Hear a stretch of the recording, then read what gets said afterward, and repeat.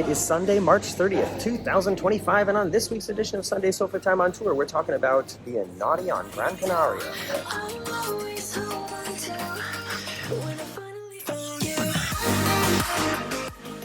Hello everybody, I am in the airport right now and just wanted to take the time to sit down here and tell you a story here for Sunday SofaTime this week. I know the lighting is terrible, I know the sound is not so great, also I'm honestly kind of feeling it after a week of a lot of physical activity and a lot of late nights and not sleeping enough. Alright,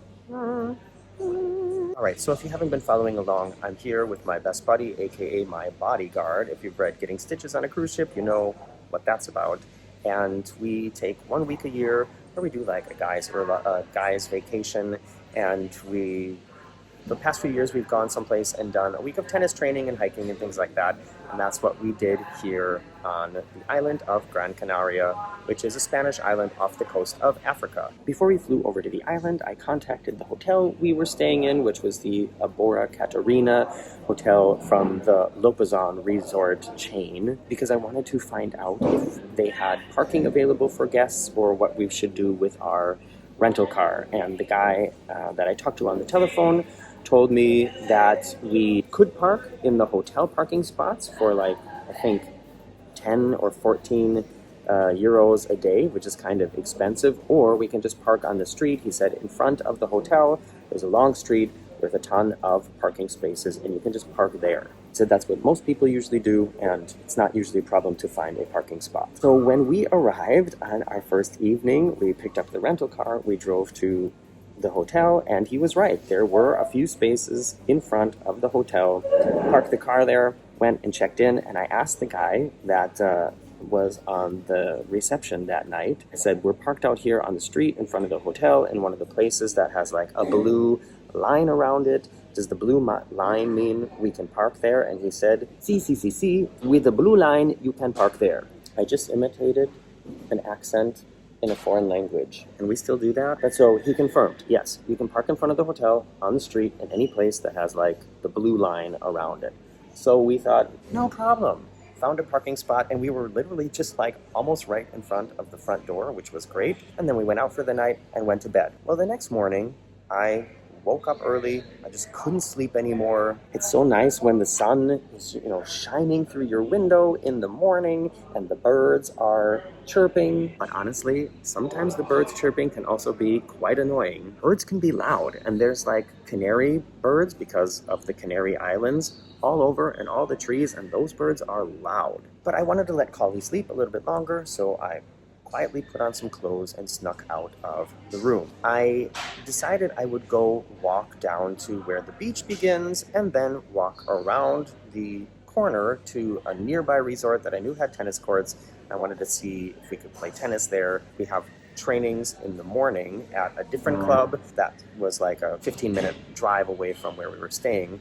And I thought if we want to play in the afternoon, it would be nice if we could play at the courts over there. So I thought I'll walk over there and see what the situation is. On my way down the street to where the beach begins, I noticed they were towing like the first two cars, or the last two cars, depending on how you look at it, way down at the end. And I thought, wow, okay, somebody must have parked outside of the blue boxes because their cars are going to be gone when they wake up in the morning and they're going to be very disappointed. And I walked to the beach like I thought I was going to do. I walked around the corner, found the other resort with the tennis courts, talked to a nice, funny person at the reception there who said, yeah, just give us a call and we'll tell you if there's a court free. Only costs 13 euros an hour, which is so inexpensive compared to what outdoor courts usually cost to play on. And I thought, okay, I've been gone about 45 minutes, maybe an hour now.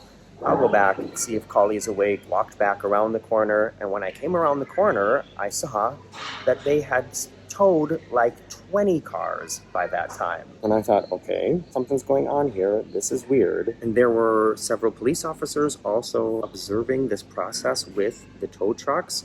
I went to one of the police officers, tried to speak to him in my bad Spanish, and he eventually just started talking English with me, which I was very thankful for, and I thanked him for.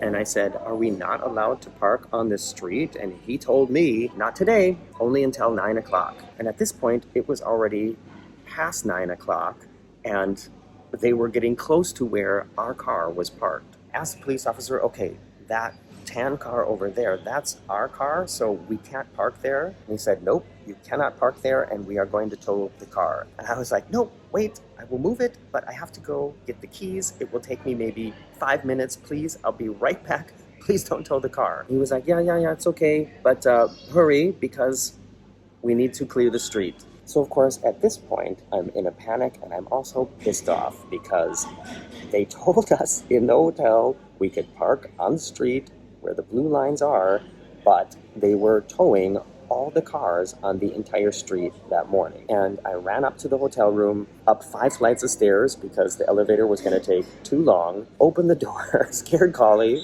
who was still laying in bed. I was like, Collie, where are the car keys? I need the keys. They're towing the street. He's like, oh, they're in the safe. What's going on? And I was like, I'll explain it later. I grabbed the keys, I booked it back down, and yeah, got in the car and decided to drive away and look for a new parking spot. And here's the thing, I don't have a valid driver's license. It's not that I don't have a license, and it's not that I don't know how to drive a car, but my driver's license is no longer valid in Europe because it's an American driver's license, but my residency is in Europe. Since I am an American citizen, but a resident of Germany, which is a European country, that my American driver's license is not valid here. I need to get a German driver's license with my German information on it, and that is what is legal for me to drive with in Europe. In addition to that, it's been so long since I've driven a car with a manual transmission. So here's me getting in the car that I'm not legally allowed to drive, trying to remember how a manual transmission works, and then driving it past a group of police officers. Exciting. Of course, they had no reason to be suspicious, and I saw the officer who helped me, and I waved to him to let him know, yep, I got it. Thank you for waiting for me. And then I exhaled deeply, and it was actually not that hard to find a different parking space. And then, I parked the car, and I went straight to the front desk and was like, excuse me, you told me yesterday that we could park in the street, and we can't park in the street. The whole street is getting towed right now. And he's like, oh, yeah, you can park on the street, but not today. Oh, helpful. It would have been great to have that information yesterday. And he said, no, the thing is there's a big parade today on the street. And he's like, but there's signs out there. Didn't you see the signs? I mean, you should have saw the signs. And I thought, and later when Collie and I were walking down the street, there were signs, but they were few and far between, and so few and far between that hundreds of other people didn't see them, because literally hundreds of cars got towed. The entire street was cleared of cars. And that would have been a really frustrating, disappointing way to start a day. I mean, we didn't really need the car necessarily that day. Oh, actually we did, because we had tennis training. But imagine if you have a rental car and you're planning on using it to get to the airport in the morning.